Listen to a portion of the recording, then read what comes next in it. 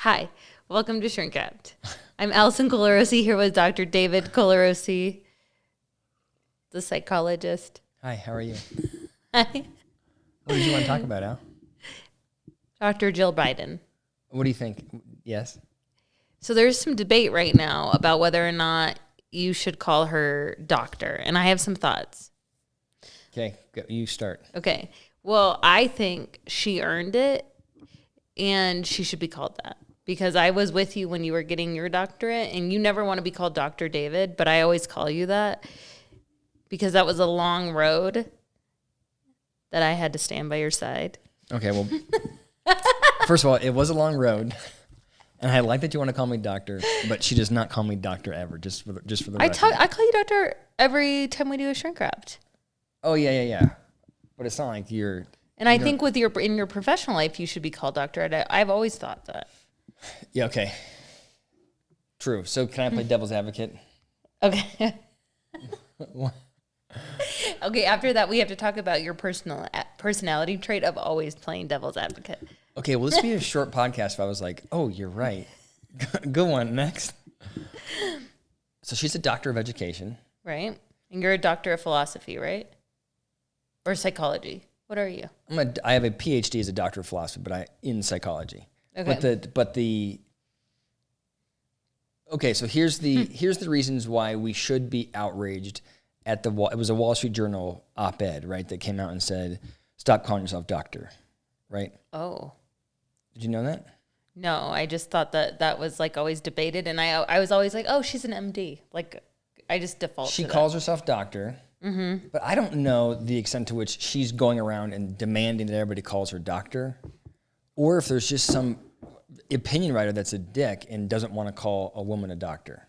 Why would you think it's that? Why is she's the first? This is the first time I've ever heard anybody complain about addressing someone that has a PhD or an ED or an EDD rather, or a MD doctor. She's a doctor. Of course she absolutely is within her rights to request that she's called doctor. So you think this is some patriarchal I don't thing? know that if she was male. I'm not certain that if she was male, that article would have gone out. That's very interesting. Was the writer a male or a female? Male, which was not the opinion. That's not. I want to play the opposite side of this, but I want to acknowledge that the right answer, unquestionably, the right answer is this guy's being a jerk. Like, to me, the guy's being a jerk. She absolutely earned it. I mean, she's a professor at a community college. She has her own professional career, and she earned the title of doctor and let her call herself doctor. The guy's got no ground to stand on. Yeah. And by the way, sorry, PhDs were called doctors before MDs were called doctors. Oh, really? Yeah. So like originally, if you back in history, if anybody should be called doctor, it's the PhDs. Have you ever heard PhD, like your dad used to say, piled high and deep? Yeah. My dad said I had a BS, which was bullshit, then an MS, which is more shit, and then a PhD is shit piled high and deep. Yeah. I would agree with your dad. I know. He's a smart guy. Yeah. Okay, but just to play the devil's advocates, because I think the right answer is she can be called whatever she wants to be called. I do think I would never want to go. I mean, we've like debated it on here about, do I call myself doctor? And you always do want me to be called doctor, but you're the daughter of a doctor, like an actual physician, and so for you, I think that's a really valuable term, and like we should embrace it. Well, I think you worked hard for it, and it is like a position of authority versus, like, there's so many people that are social workers that call themselves psychologists, and I feel like you need to differentiate because you worked harder. A BS in social work is different than a psychologist. Yeah, but they're not allowed to, like, technically, they're not allowed to call But they still do. Like, we have friends that have called themselves psychologists to us. And I'm like, you are? Yeah, but it's I think if I'm on a plane and I say I'm a doctor, no one's thinking it's PhD. They think No. it's MD, right? Yeah. I feel like there's a, and I think, by the way, I think medical school is more difficult than It the depends kind of what school I went to. it depends what PhD you get it in. Okay, but the one I got it in is not as hard as that. Well, you don't know that. Like they may be good at memorizing facts and making critical decisions. You are really good at writing papers. I think I'm good at saying, "Oh, I'm so sorry that happened to And you." you're That's my you're- sweet spot. Is that I'm sorry. David, you're diminishing Okay. yourself. I'm I annoyed am. by that. All right, sorry. Okay, but let's back to the topic.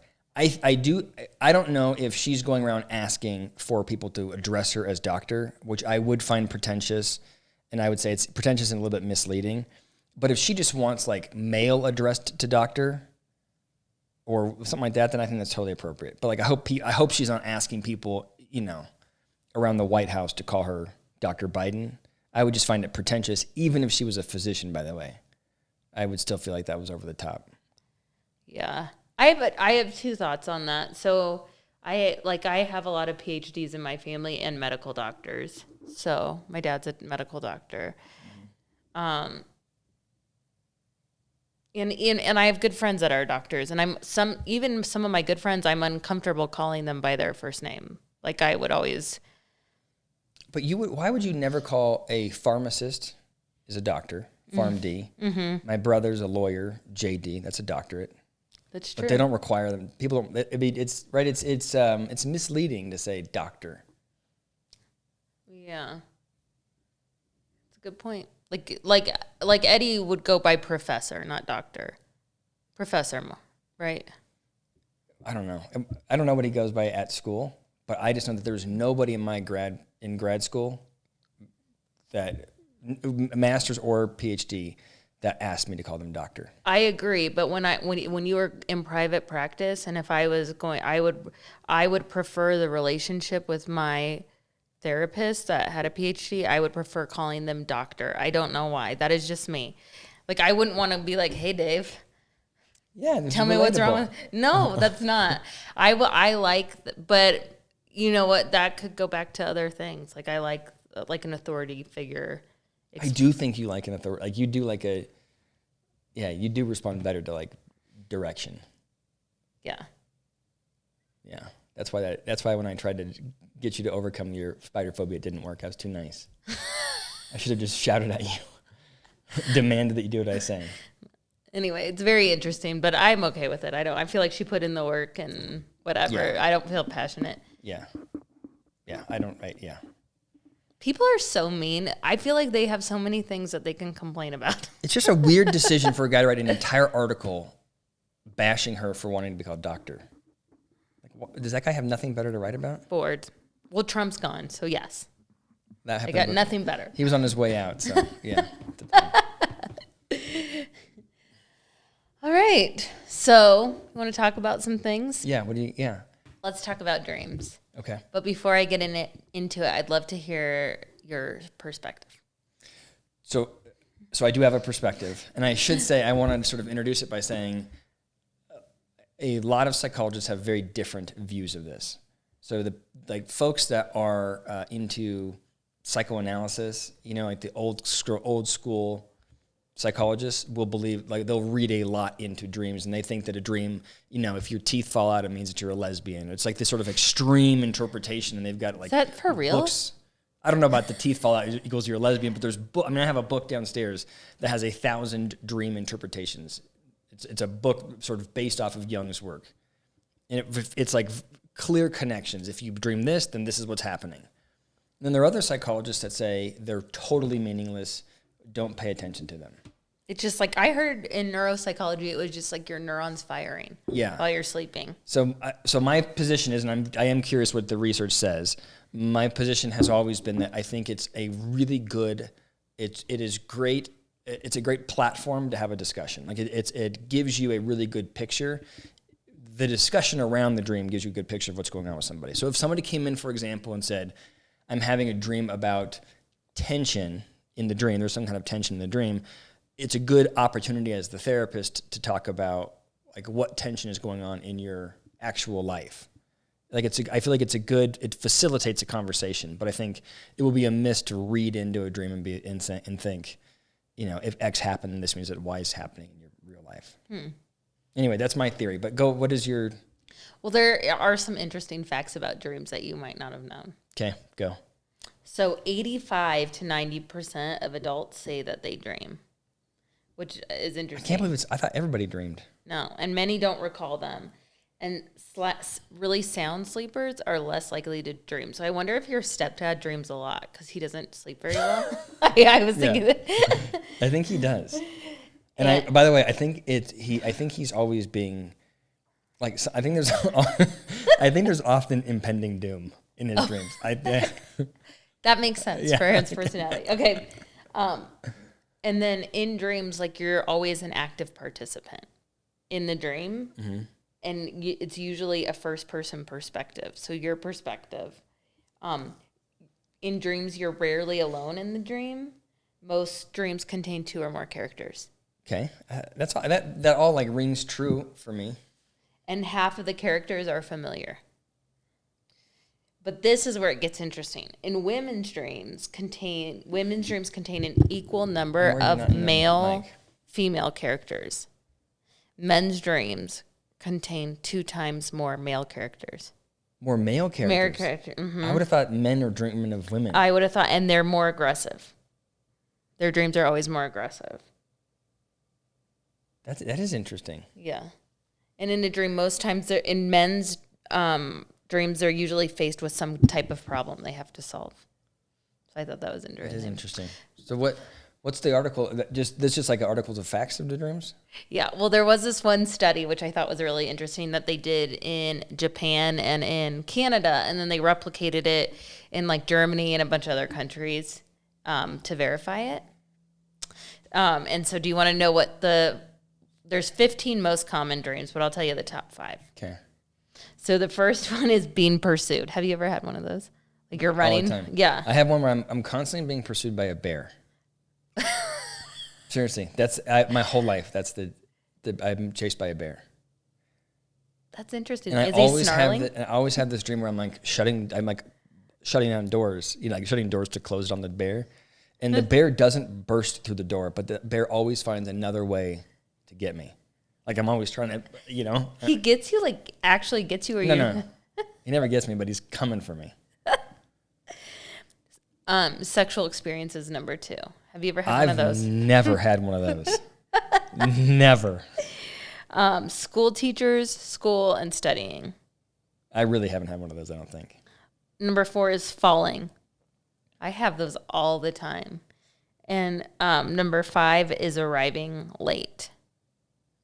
No. That's not a nightmare. Yeah. I've had a dream or like where I feel like I'm paralyzed and I'm getting suffocated. And I had one of these the other day, but it's, you know how you have sleeper's paralysis? Like your body doesn't move. Do you have that? I get that. And then, but you, like everybody gets sleeper's paralysis. I get it so bad. And then you wake up, but you can't move. And you're like, feel like you're suffocating. It is so scary. Wait, you've had that? Yeah. I seriously, I had it like 2 nights ago. I have it like, and I can't even open my eyes, and I like try and scream. I can't scream, I hate that feeling. I didn't know you had that. I thought it was like a weird thing. Like I've like been on Wikipedia trying to figure out like what's wrong with me that I keep having that. Why am I telling the psychologist? That was like psychology 101 right there. Well, I missed that class. It's called sleeper's paralysis. Where you wake up in the morning, or you're trying to fall asleep. I'll do it when I'm trying to fall asleep, where my body is, I can't move, can't open my eyes, but I'm awake. Your body does that to keep you safe when you sleep. Well, it freaks me out. I don't know how it's keeping me safe. How does it keep me safe? So I don't roll out of bed. Yeah, and like you know how some people's bodies don't do that, and then they sleepwalk around and like could probably kill themselves. Like I don't know how sleepwalkers don't like just like there isn't more stories of sleepwalkers just like walking outside and. Do you know that I'm always, whenever this happens to me, I'm always trying to roll over and kick you to wake so that you'll wake me up. And like I'm always a little bit annoyed because I feel like you won't hear me struggle. Like I feel like I'm verbally or physically struggling, moving around a little bit, and that you're not paying attention to me. And I want you to wake me up, but you never know that I'm. So I did, and you kind of glossed over this, but Like, I always feel like like the dreams that I have I feel like are pertaining to what's happening in my life sometimes. Yeah. But some psychologists would say it's just neurons firing, and then you, with your brain, gestalt it together. Mm-hmm. What's your theory, since no one really knows? So I'm making this up. This is like bro science. I don't remember. I don't think I actually learned this, but I think I read somewhere that they've done a lot of studies where they've tried to like attach neurons, or not neurons, neurotransmitters. Transmitters to people's brains or to their head to like look at the brain activity, and then done different things sort of externally to see if they could impact the way the brain responds during the dreams. And that those studies were pretty inconclusive. And so like the researchers' takeaway was that there's very little connection between what happens in the real world versus what you dream about. And so that they're saying that there's not really, like it's like logically it makes sense to me that your dream helps you process things that have happened during the day. But I think the research hasn't backed that up. I believe that's okay. But that is, I may be out of date on that one. I think you should do a whole vlog on dreams, because I think you could go deep. She always wants me to go deep. And then I put out my video, and she always goes, "This is too long. This is too." I feel like you want a 2-minute video. You do not need to air our dirty laundry. Okay.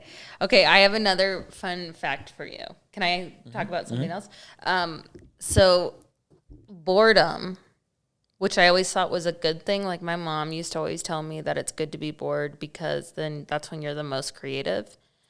I love the line that you always have for our kids, which is, only boring people get bored. My mom used to tell me that. I like that line. Like it's a good, like, go figure it out. Go find a way to play. Well, and Adam Carolla always is like, he was so bored when he was growing up, and now I feel like he's so creative. So I feel like you have, like, you don't need to be constantly stimulated all the time, which is a struggle for me to make my kids. But so I did read an article in Psychology Today that said boredom was a predictor of sadism. And then I was like, oh no. And I guess like they did a study in the military, and the soldiers in the military that were bored were more likely to be sadists toward their fellow soldiers. And parents that were bored with like their kids were more likely to be nasty to their kids. And so I was wondering if you had any thoughts around that. Well, I think I'd like to. So I skimmed this article, and what was the definition of sadism? It seems like this. It was like just being mean. Can I say it's an interesting study in marketing? Like I just think about the field of psychology and how it's kind of evolved. I feel like researchers worry that their research isn't being picked up or paid attention to. So that's like, even the research is provocative, right? Like they're not defining sadism as, putting a pentagram in the floor and praying to Satan. No, right? It's about being mean. Sadism. So it should be boredom, or being bored leads to nasty behavior, or more negative behaviors correlated with boredom. Well, but right? What do you think? Like sometimes I feel like when Leno's bored, our 2-year-old, he'll just like go hit someone. Yeah. I mean, I think I can imagine that when you're bored, doing things that will provoke a reaction from other people is adaptive. Oh. And I would imagine that's probably all that's picking up. But they use this title, like, if your kids are bored, they're going to turn into, Lucifer worshippers. Yeah. It's like over the top. When you're bored, are you more likely to be nasty? When I'm tired, I'm more likely to be nasty. I don't know about bored. Probably. You're more likely to get into trouble. You know what I mean? I think you just look for things to stimulate you. Like, I would also wonder, did they look at, and maybe I didn't read it closely enough, did they also look at, does boredom lead to more creativity? Does boredom lead to productivity? Does boredom lead, I wonder if there's other things that boredom is also correlated to. Like, boredom probably just leads to action. You doing something to stimulate yourself. Yeah. And they picked up on, like, the title is silly. Right? Mm-hmm. Yeah. You know? Yeah. I don't know. What do you think? I don't know if I get like nasty when I'm bored. I just like my kids do, I think, watching. What I do think is like shockingly impactful is watching the iPad. Oh my gosh. I can't believe They get nasty, but that's I've not heard, boredom. Would be the opposite. That's like overstimulation. Yeah, well, I think that when they are being stimulated and then there's that stimulation is cut off, that's difficult for us, like, or for people. Like if we're used to being entertained, and that goes away, and then it's almost like the hangover of stimulation leads to negative behavior. Yeah. Like they're like there's rage that comes when you take away that, like whatever stupid show they're watching some kid open up presents. Yeah, I don't think kids' YouTube is healthy. But we used to have a YouTube channel for a kid. I know, it was cute though. It was jokes. Yeah. But I thought it was a bad idea. I think somebody left me a comment and they wanted to know what we thought about people putting their kids on YouTube. Mm-hmm. What do you think about that? I don't know what I think about it. I mean, like all the kids that are doing, like there's a couple things that I think are good. Like their parents are actively engaged in playing with them, mm-hmm. and they're making money off of it. But I do think like, I don't care if they're making money. I think it's probably good to have their parents engaged. So whatever it is, because I think it's hard. Like the other thing I wanted to talk about was parental burnout. And I feel like, especially during this time, like working all the time and then like the expectation of being a good parent, which is healthy food all the time, not quick food, activities, Yeah. You're educating your kids. Now, I mean, it's like straight up burnout. Are you feeling burned out? I am. Okay, but I think you're right that I hadn't thought about it that way, because my official stance would be I think it's a bad idea to put your kids on YouTube just because you're putting them up there and it's kind of against their wishes. That's like the person that I want to be says that. And Enzo had a channel, Enzo Ninja Jokes, which I loved doing with him. Mm-hmm. And I think it was good for him, and I don't feel bad about doing that at all. But I did find myself, if you remember, like trying to get him on a schedule where once a week we would upload something. And then during the week we're like thinking about, well, what jokes is he going to say on this, for this 2-minute clip or whatever. And there was a moment when it felt like it wasn't me just engaging with him to do jokes. It was me being a task manager, mm-hmm. right? And it's like, we've got school. Oh, and we have to there's a chore downstairs. And like that part feels unhealthy. And so I don't know. I kind of don't know where I land on it. Like I like the idea of not having your kids on YouTube just because it's not really their choice. And he loved it up until the point where it got too and then he asks about why he's not doing it. Yeah, and I feel uncomfortable with it because it turned into, it like felt like a job. Yeah. And that's true. Well, like just here's the thing. Anything that goes up is never gone. Yeah. But I feel like that's where we are anyway. There's like cameras watching us all the time. Our Alexa, I know I'm gonna get ads about Maine. I know it. You got to tell the whole story. We were talking about going. I want to go to Maine. It's on my bucket list in the summer, and everything I say, I start getting ads on my social media. So like, it doesn't matter what you're doing. Everyone's listening. Yeah. So what do you think? Do you think that, I feel like we've bounced around this topic of putting a kid on YouTube. You think yay or nay? I think nay, but I'm not like judgmental. Like Ryan's World or whatever, he makes millions of dollars and his mom is very engaged playing with him the whole time. I hadn't thought about the engagement piece like you just said that, but I think you're right. Like I think this podcast is good for us. Yeah. If we weren't going to do this podcast, probably what would happen is you'd go run on the treadmill and I would go work. Mm-hmm. And then we'd go to bed. and there would be less talk. Like there wouldn't be any conversation. We do this podcast, we talk, and like I know it feels it's a little bit artificial because we're filming it, but I think it's good for our relationship. Yeah. Don't you think? But I wonder if Ryan from Ryan's world also needs to be playing with other kids. Yeah, and he might be. Yeah. I don't know. I just like that his mom is like so involved. And yeah. So. Anyway. Yeah. Thank you for joining us tonight. Oh, was that it? That was it. Yeah. All right. Thank you very much.